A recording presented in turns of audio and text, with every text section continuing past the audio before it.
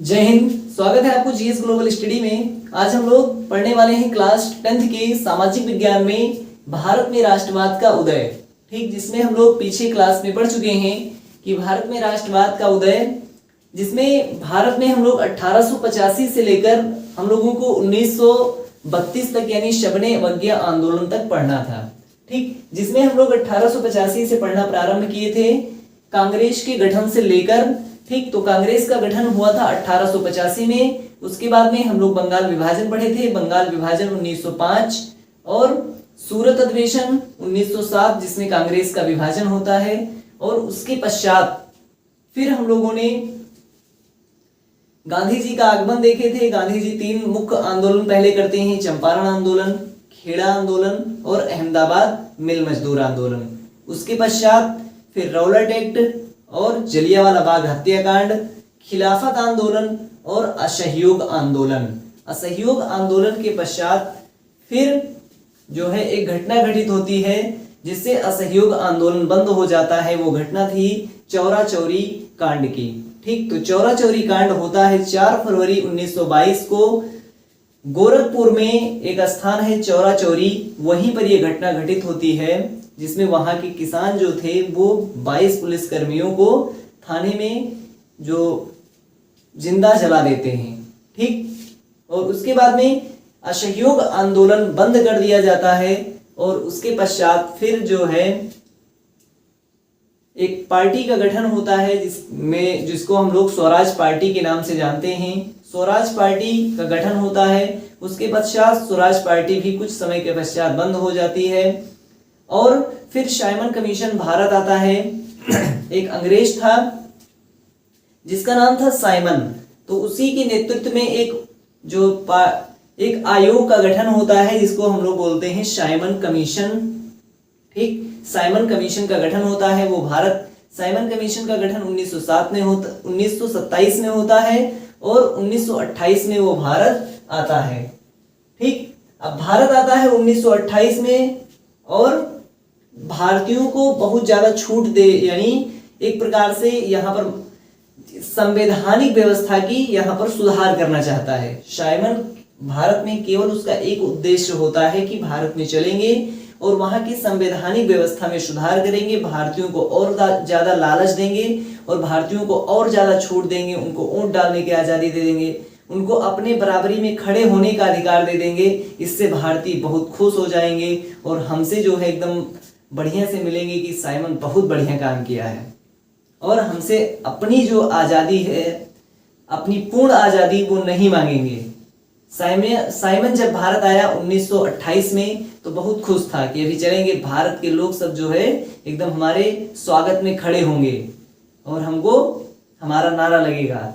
लेकिन नारा तो लगा साइमन का, लेकिन साइमन का नारा कुछ इस प्रकार से लगा कि लोग खड़े तो थे लेकिन साइमन का नारा लगा रहे थे go back Simon go back, यानी साइमन तुम वापस जाओ, तुम्हारी यहाँ कोई जरूरत नहीं है, तुम अपना सुधार अपने देश में अपने वहां लेकर जाओ, यहाँ तुम्हारी कोई जरूरत नहीं है, हम अपना सुधार खुद कर लेंगे, हम आंदोलन करेंगे और हमें आजादी चाहिए। तो 1928 में जब साइमन आता है तो इसका गो बैक के नारे लगते हैं और नारा लगाने वाले में सबसे ज्यादा पंजाब के लोग, और पंजाब में लाला लाजपत राय थे और लाला लाजपत राय की मृत्यु हो जाती है, इसी में लाठीचार्ज होता है।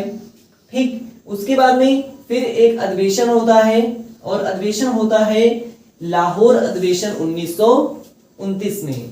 लाहौर अधिवेशन 1929 में होता है जिसमें पूर्ण स्वराज की मांग की जाती है, जिसके अध्यक्ष पंडित जवाहरलाल नेहरू थे। ये इंपॉर्टेंट है कि लाहौर अधिवेशन के अध्यक्ष कौन थे, तो पंडित जवाहरलाल नेहरू, जहां पर पूर्ण स्वराज की मांग की जाती है और वहीं पर तिरंगा फहराया जाता है, वंदे मातरम गाया जाता है और वहीं पर एक डेट डिसाइड किया जाता है कि हम आने वाले, क्योंकि 1929 था तो 1 साल तक अध्यक्ष रहते हैं, तो पंडित जवाहरलाल नेहरू ने और अन्य सदस्यों ने ये निर्धारित किया था कि 1 साल के अंदर हम अपना पूर्ण स्वराज यानी प्राप्त कर लेंगे, हम पूर्ण रूप से भारत को इन अंग्रेजों के चंगुल से आजाद करा लेंगे। तो इन लोगों ने एक लक्ष्य रखा था 26 जनवरी 1930 का।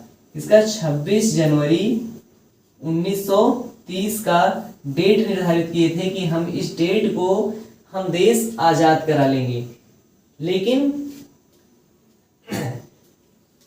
हमारा जो लक्ष्य था वो पूरा तो नहीं हो पाता है, लेकिन इस लक्ष्य के हम करीब बहुत ज्यादा पहुंच जाते हैं। हम अपने लक्ष्य को 26 जनवरी 1930 को तो नहीं आजाद करा पाते हैं, लेकिन इसके लिए निरंतर प्रयास करते रहते हैं। और फिर जो है पूर्ण स्वराज की मांग होती है कि इतने में एक गांधी जी को लगता है कि एक बहुत बड़ा आंदोलन करना चाहिए अब देश में, जिससे हर गरीब व्यक्ति और हर अमीर व्यक्ति यानी सारे लोग इस आंदोलन में शामिल हों और अब तक का भारत का सबसे बड़ा आंदोलन होना चाहिए। एक जो है बड़ा प्लान कर रहे थे गांधी जी आंदोलन। तो इसके लिए गांधी जी ने कुछ जो है अपना जो है मुद्दा बनाना चाहते थे कि किस मुद्दे पर लोगों को इकट्ठा किया जाए। तो गांधी जी पहले जो है मुद्दा बनाए। गांधी जी ने 11 मांग अंग्रेजों से प्रस्तुत किया, यानी इसको बोलते हैं 11 सूत्रीय मांग प्रस्तुत किया अंग्रेजों से। अब अंग्रेज देखे तो गांधी जी जानबूझकर ऐसा किए थे कि अंग्रेज इसको जो है मना कर दें, तब हम ये कहें कि तुमने हमारी मांग को ठुकराया, अब हम आंदोलन करेंगे। यानी बहाना चाहिए था गांधी जी को भी। इसने जो है बहुत कठोर मांग जो है 11 सूत्रीय मांग प्रस्तुत किया। 11 मांग गांधी जी ने अंग्रेजों के सामने रखा। और गांधी जानते थे कि इसको पूरा नहीं करेंगे, लेकिन गांधी जी यही चाहते थे कि वो पूरा ना करें, और अंग्रेजों ने कहा कि हम इस मांग को ठुकराते हैं, हम पूरा नहीं करेंगे। तो गांधी जी ने कहा अब हम आंदोलन करेंगे। अब गांधी जी मुद्दा बनाए नमक का, और नमक आंदोलन गांधी जी ने किया। और नमक आंदोलन प्रारंभ करते हैं गांधी जी प्रारंभ करते हैं 12 मार्च 1930 को। 12 मार्च 1930 को डांडी यानी साबरमती आश्रम से डांडी के लिए 78 सहयोगियों के साथ निकलते हैं। और जो कि डांडी साबरमती से डांडी मार्च की डांडी जो स्थान है उसकी दूरी लगभग 10 मील थी। 10 मील की दूरी अपने 78 सहयोगियों के साथ गांधी जी प्रारंभ करते हैं और वहां पर पहुंचते हैं 6 अप्रैल 1930 को। वहां पर पहुंचने के पश्चात समुद्र का जल उबालते हैं और नमक बनाते हैं। ठीक, अच्छा नमक कैसे बनता होगा ये सारे लोग जानते होंगे कि नमक जो समुद्र होता है, समुद्र अगर यहाँ पर समुद्र है तो समुद्र के किनारे ये जो तटीय भाग होगा यहाँ पर कुछ एक जो है मेड़बंदी किया जाएगा, और मेड़बंदी करने के पश्चात जब ज्वार आता है तो उसका मेड़बंदी थोड़ा नीचा रहता है। ज्वार आएगा तो इसमें पानी भर जाएगा। जब ज्वार वापस आके भाटा यानी जल वापस लौटेगा तो ये वापस नहीं जा पाता है, क्योंकि इसमें कुछ जल रह जाता है इस पूरे खेत में। जब जल यहाँ पर रह जाएगा ये पानी पूरा चला जाएगा वापस समुद्र में, तो इसके ऊपर इसकी मेड़बंदी और ऊंचा कर दिया जाएगा कि जब दोबारा ज्वार आए तो इसमें पानी ना भर जाए। और जब कुछ समय के पश्चात पानी सारा भाप बन के उड़ जाता है और नमक तलछटी में जमा होता है, उसको हम लोग वहां से निकाल के और ले जाते हैं उसको सफाई करने के लिए, यानी मशीनों में डाल के। ठीक, लेकिन अब गांधी जी ये अंग्रेज जो नमक बनता था ये केवल विशेषाधिकार था कि अंग्रेज लोग ही केवल नमक बनाएंगे, बाकी नमक कोई नहीं बना सकता है। ठीक, तो गांधी जी ने नमक कानून का उल्लंघन किया, कहा कि हम नमक बनाएंगे क्योंकि नमक से टैक्स हटाइए। और उन जो 11 सूत्रीय मांग था उस 11 सूत्रीय मांग में एक नमक भी था कि नमक से टैक्स हटाया जाए। तो गांधी जी जानबूझ के इसको रखे थे क्योंकि नमक तो हर व्यक्ति यूज करता है, चाहे गरीब से गरीब हो या अमीर से अमीर व्यक्ति हो। अब नमक को जब मुद्दा बनाया तो सारे लोग गांधी जी के साथ जुड़ गए क्योंकि सब लोग चाहते थे कि नमक पे टैक्स ना हो। अब गांधी जी चले थे यहां से 78 सहयोगियों के साथ साबरमती से डांडी के लिए, लेकिन वहां तक पहुंचते पहुंचते इनकी सेना लगभग 1 लाख से ज्यादा हो जाती है, यानी ऑन रिकॉर्ड 1 लाख लोग गिरफ्तार किए जाते हैं, बाकी इनकी सेना बहुत बड़ी हो जाती है। ठीक, उसके बाद में चलते हैं वहां पर नमक कानून का उल्लंघन करते हैं और एक जो है कड़े आवाज में अंग्रेजों को वहां पर धमकियां भी देते हैं, जिससे वहां अंग्रेज गांधी जी से डरते हैं और गांधी जी समेत उनके 1 लाख सहयोगियों को पकड़ लेते हैं। यानी जो नमक यात्रा कर रहे थे उनमें 1 लाख लोगों को पकड़ के जेल में अंग्रेज यानी सरकार डाल देती है और सब लोगों की जमीन जब्त कर लेती है। उसके बाद में इधर सब लोग जेल में थे। डेट थी 1900 अभी 30 चल ही रहा है तो 30 ही था, क्योंकि अप्रैल में पकड़े गए थे तो 30 डेट 1930 ही था। तो और 30 में ब्रिटेन में एक प्रधानमंत्री थे जिनका नाम था रैमजे मैकडोनाल्ड। तो ये थे ब्रिटेन के प्रधानमंत्री। और अंग्रेजों ने भारतीयों को लुभाने के लिए एक जो है बढ़िया से व्यवस्था कर रखा था कि अब भारतीयों को हम अपने बराबर बैठाएंगे और इनसे राय लेंगे तो भारतीय हो जाएंगे खुश। तो इसलिए अंग्रेजों ने एक बढ़िया सा मेज बनाया था जिसका आकार कुछ गोल गोल था, ठीक। तो इसीलिए इसका नाम पड़ गया गोल मेज। अब गोल मेज, ये मेज जो है गोल था तो इसको बोला गया गोल मेज सम्मेलन। ये जो गोल मेज सम्मेलन था ये अंग्रेजों द्वारा एक प्रकार से कह सकते हैं कि ये भारतीयों को लुभाने की एक चाल थी। ये सोचते थे कि भारतीय आएंगे, जब यहाँ पर अंग्रेज के जो प्रधानमंत्री साहब भी यहीं बैठेंगे, अंग्रेज भी बैठेंगे यहीं, भारतीय भी बैठेंगे, तो भारतीयों को लगेगा कि हम भी एकदम, देखो अंग्रेज हमारा कितना ख्याल रख रहे हैं कि हमारे अपने बगल बैठा रहे हैं, नहीं अपने साथ बैठा रहे हैं, कोई भेदभाव नहीं किया जा रहा है। अंग्रेजों को ऐसा लगता था। अब यहाँ पर एक गोल मेज सम्मेलन होता है 1930 में। तो 1930 में गांधी जी और बड़े बड़े जितने भी नेता थे उन सारे लोगों को जेल में डाल दिए थे पकड़ के। अब पहले गोलमेज सम्मेलन में कोई गया ही नहीं, ये इंग्लैंड में था गोलमेज सम्मेलन, तो यहां तो कोई गया नहीं। अब जो प्रधानमंत्री थे रैमजे मैकडोनाल्ड, अब इनको आ गया गुस्सा, कहा कि देखो हम भारतीयों के लिए बुलाए हैं और भारतीय कोई आया ही नहीं है, अब हम बात किससे करेंगे। अब रैमजे मैकडोनाल्ड ने फोन किया किसे, लॉर्ड इरविन से। और लॉर्ड इरविन उस समय कौन था, ये भारत का गवर्नर था, यानी संपूर्ण शक्तियां इसी के हाथ में थी। अब इसने इसको फोन किया कि देखो भाई भारत से किसी को भेजो, क्योंकि जिसके लिए हमने ये सजाया है मेज वो है ये नहीं है, तो मतलब क्या है, हम लोग यहाँ पर क्या करेंगे। अब एक गोलमेज सम्मेलन हो गया, कोई गया ही नहीं। अब यहाँ पर इरविन आते हैं, गांधी जी से जो है निवेदन करते हैं कि जाइए आप वहां, नहीं तो बहुत प्रेशर पड़ रहा है।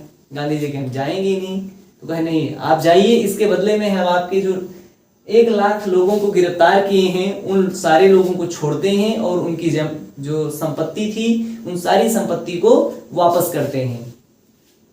अब गांधी जी मान लेते हैं कि चलो ठीक है, केवल जाना ही तो है। अब वहां जाते हैं गांधी जी, तो ये था दूसरा गोलमेज सम्मेलन। उसके पहले गांधी जी जाते हैं तो गांधी जी और लॉर्ड इरविन के बीच में एक समझौता होता है जिसको बोलते हैं गांधी इरविन समझौता। गांधी इरविन समझौता कब होता है, तो 5 मार्च 1931 को। 30 में जेल में थे, अब 31 में समझौता होता है, छूट जाते हैं और जाते हैं अपने कुछ सहयोगियों के साथ गांधी जी इंग्लैंड चले जाते हैं। जब यहाँ पर जाते हैं तो यहाँ पर मिलते हैं भीमराव अंबेडकर, जो कि पहले से थे इस सभा में। भीमराव अंबेडकर जी पहले से थे, जो कि वो पहले गोलमेज सम्मेलन में भी भाग लिए थे और दूसरे सम्मेलन में भी भाग लिए। और एक और सम्मेलन होगा, तीसरा गोलमेज सम्मेलन, उसमें कांग्रेस का कोई नहीं जाएगा, लेकिन भीमराव अंबेडकर वहीं पर थे, ठीक। तो वो तीनों गोलमेज सम्मेलन में भाग लेते हैं और यहां से गांधी जी जाते हैं दूसरे गोलमेज सम्मेलन में भाग लेते हैं। तो यहाँ पर एक नया विषय भी सुनने को गांधी जी को मिलता है इस गोलमेज सम्मेलन में, जो कि यहाँ पर भीमराव अंबेडकर जी थे। तो यहाँ पर इन्होंने दलित वर्गों के लिए एक अलग से निर्वाचन क्षेत्र की मांग कर रहे थे अंग्रेजों से।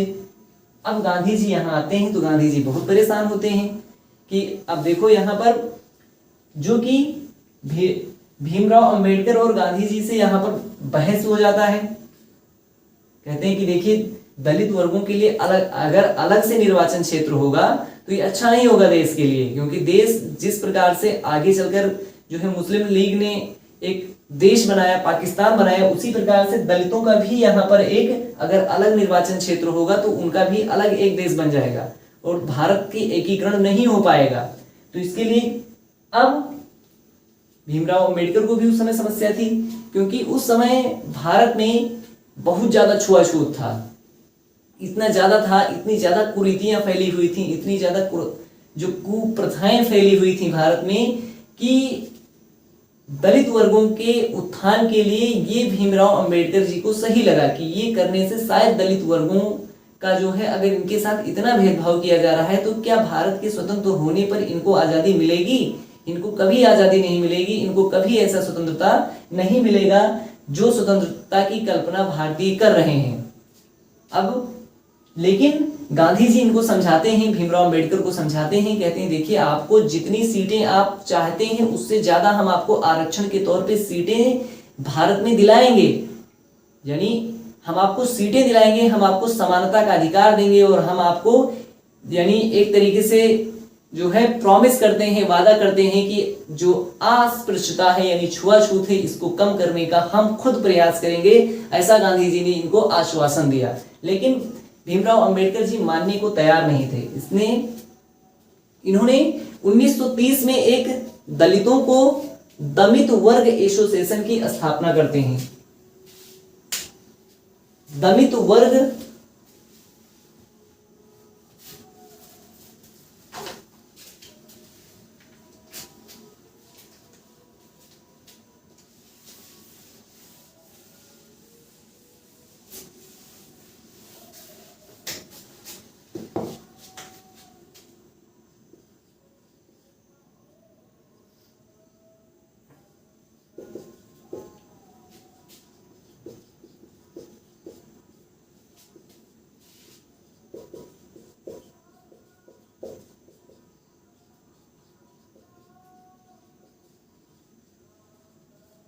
दलित वर्ग एसोसिएशन की स्थापना 1930 में भीमराव अंबेडकर करते हैं। दलित वर्गों के लोगों को एकीकृत करते हैं और दलित वर्गों की जो हो रही उनकी जो भेदभाव है, उनके साथ जो अन्याय हो रहा था उसको दूर करने के लिए सारे दलित वर्गों के लोगों को एक साथ इकट्ठा करते हैं।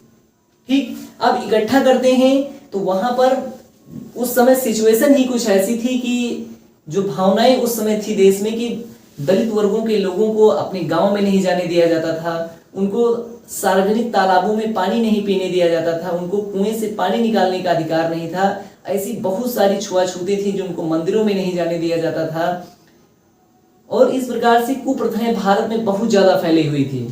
और भारतीय कभी अगर वक्त मिले तो गूगल पे सर्च करना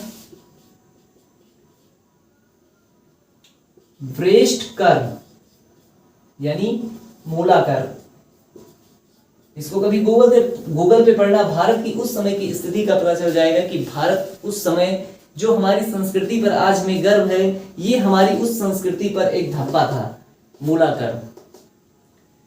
हम लोग अपनी संस्कृति पर गर्व करते हैं लेकिन हमारे यहाँ हालात ही कुछ ऐसे थे, ये ज्यादा समय पहले की बात नहीं है, लगभग 150 से 200 साल पहले की बात है कि यहाँ पर हालात ही कुछ ऐसे थे कि जहाँ पर हमें खुद शर्म आती है कि हमारी संस्कृति में ऐसी प्रथाएं कहाँ से आ गई, हम भारतीयों के अंदर इतनी ज्यादा क्रूरता कहाँ से आ गई जो हमारी संस्कृति में ये पनप रही थी।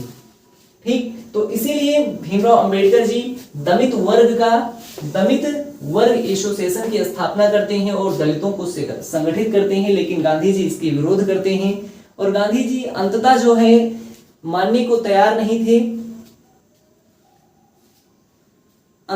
अंततः भीमराव अंबेडकर जी अपना अलग निर्वाचन क्षेत्र बनाने की कोशिश में थे और अंग्रेज इसकी इजाजत भी दे देते हैं। और भीमराव अंबेडकर जो कि उस समय के सबसे पढ़े लिखे व्यक्ति थे और उनको ऐसा अंग्रेज मानते थे कि आप जो है उनको ऐसी जो है छूट दे देते हैं, उनको पूरा अधिकार दे देते हैं कि आप अपना अलग निर्वाचित क्षेत्र बना लीजिए। लेकिन गांधी जी इसके शुरू से ही विरोध करते हैं और अंततः गांधी जी भीमराव अंबेडकर जी को मनाने में सफल हो जाते हैं। जब एकदम से ऐसा लगता है कि अंबेडकर नहीं मानेंगे तो गांधी जी ने हमेशा के लिए यानी आमरण भूख हड़ताल पर बैठ जाते हैं। कहते हैं कि जब तक हमारे शरीर में जान है तब तक हम भूख हड़ताल करेंगे, या तो तुम अपने जो जिद से वो पीछे हटो भीमराव अंबेडकर से। और गांधी जी बैठ जाते हैं भूख हड़ताल पर और कहते हैं कि या तो फिर हम रहेंगे ही और या तो फिर तुम ही जीतोगे या हम ही जीतेंगे। गांधी जी भूख हड़ताल पर बैठते हैं आमरण, यानी कोई निश्चित सीमा नहीं थी, जब तक उनके अंदर जान थी तब तक के लिए बैठते हैं।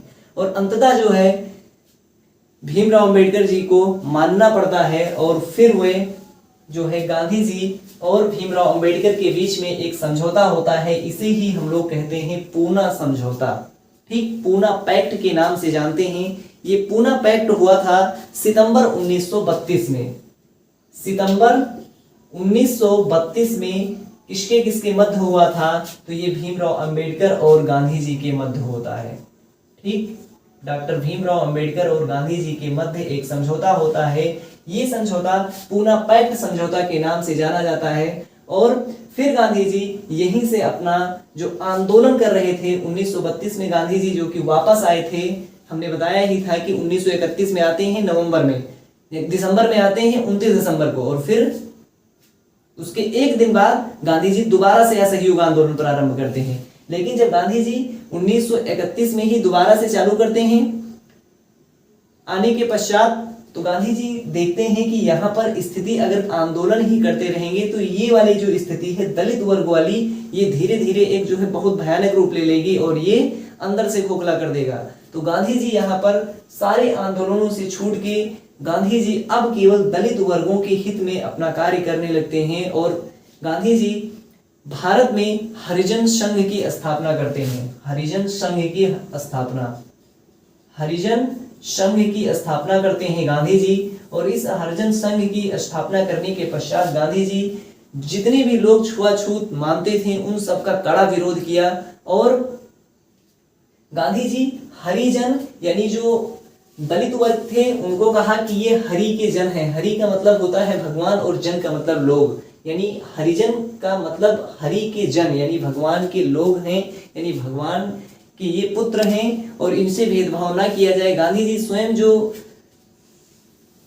छुआछूत उस समय फैली हुई थी, यानी वहां पर जो कुप्रथाएं थी, मैला ढोने वाली की प्रथा थी, गांधी जी इसका कड़ा विरोध करते थे और स्वयं भी इस प्रथा को खत्म करने के लिए गांधी जी, पहले ऐसा माना जाता था कि जो मैला होता था उसको केवल जो दलित वर्ग के लोग थे वही लोग सफा करते थे, लेकिन गांधी जी अपना स्वयं जो है शौचालय में जाके उसकी सफाई करते थे, ये दिखाने के लिए कि अब जो है इन लोगों के साथ छुआछूत नहीं किया जाएगा। और अंततः जो है गांधी जी और अंबेडकर जी के बीच में समझौता 5 सितंबर 1932 को होता है। ठीक, तो ये था पूना पैक्ट। और हमारे सिलेबस क्लास 10th के सिलेबस का सेकंड चैप्टर जो था भारत में राष्ट्रवाद का उदय, उसमें पूना पैक्ट तक ही है। उसके बाद में का जो इसमें अलग से हेडिंग दिए हैं कि असहयोग आंदोलन की सीमाएं, वो सारी सीमाएं यही हैं, बस इसमें कुछ अलग से इसमें पॉइंट नहीं दिया गया है। बस पूरी की पूरी कहानी जो हम लोग पढ़े हैं वो पढ़े हैं 1932 से, यानी दांडी मार्च से पढ़े हैं 1932 यहाँ पूना पैक्ट तक। ये पूरी की पूरी एक श्रृंखला ही है, क्योंकि यहाँ पर अलग अलग नहीं पढ़ सकते हैं, ये पूरी की पूरी घटना एक साथ पढ़ते हैं। ठीक, तो आशा करते हैं हम कि सेकंड चैप्टर में अगर जो लोग शुरू से और अंत तक पढ़े होंगे उन्हें 0.1% भी डाउट नहीं रह गया होगा। बशर्ते पूरा वीडियो शुरू से, जितने भी क्लास है शुरू से पढ़िए, क्योंकि जो आज पढ़ाए हैं इसको बहुत पहले ही रिवीजन हो चुका था, उसको पढ़ा चुके थे। ये जो पढ़ाया गया है ये केवल आज रिवीजन था, ये हम लोग पहले ही पढ़ चुके हैं। ठीक, अब फिर हम लोग मिलेंगे अब तीसरे चैप्टर के साथ, और तब तक के लिए आप लोग पढ़ते रहिए। जय हिंद।